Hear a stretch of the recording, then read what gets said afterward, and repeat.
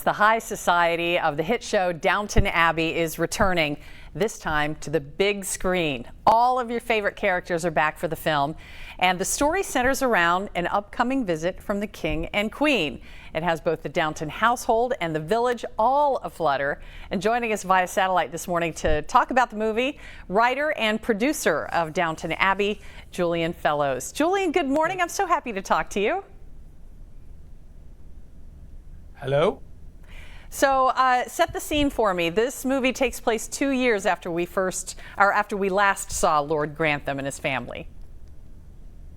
Yes, 2 years if that. I normally say about 18 months, not long, but enough for we don't think of Edith anymore as a newlywed. Just a little time has passed. So all of our favorite characters are back, I understand. I've been reading up on it a little bit. What will surprise fans about the movie?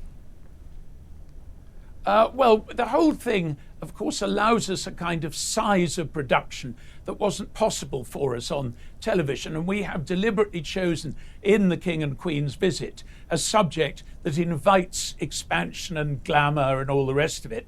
And we have parades and banquets and balls and all this kind of magnificence, which I think is fun for the fans to view. But there is still that intimacy and the old relationships being played out. I do think one thing, though, that they will enjoy, and that is that the house, which remains one of the central characters of the show, it comes across magnificently in the film. The different values of photographing it for a film, for a movie, somehow allow us to get more out of those wonderful rooms. I mean, the first shot of the house, when you come sweeping over the park, and there is the house seen from above, is really breathtaking, actually.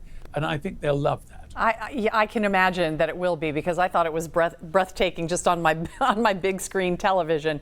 How much work goes into doing some of those scenes when you're talking about the costumes and all the ornate furnishings and, you know, the dinner scenes and things like that? It must be a heck of a lot of work. It is a lot of work, and things like the dinner scenes are very monotonous for the actors, because you just go round and round and round the table, endlessly doing these same few lines of dialogue until they all think they're practically losing their reason. But on the other hand, the dinner scenes are one of the sort of themes, one of the leitmotifs of the show. So we always have to have a couple in every show, every movie, everything that we do. And, you know, that's just part of it. But it is a lot of work. I mean, the costumes, I think, are particularly good in the film. We have Anna Robbins designing, who was our last designer on the series. And she has this wonderful eye for detail. She buys original 1920s clothes in funny old sort of, you know, rubbish shops and auctions and things. And then she unpicks them and takes the embroidered panels and that kind of thing, and puts them onto newly made up dresses. So they really are intensely convincing and very, very glamorous. Now, one of my favorite people of all time, Dame Maggie Smith, is back in this movie. Is this going to be her last time appearing with the Downton Abbey cast? You know, you and I know that no one in this business can ever say never.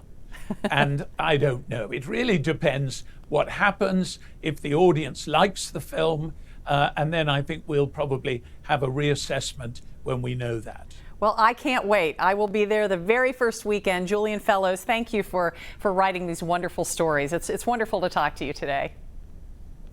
Well, thank you for having me on the show. And we'd also like to thank Focus Features for the satellite time today. Be right back in a moment.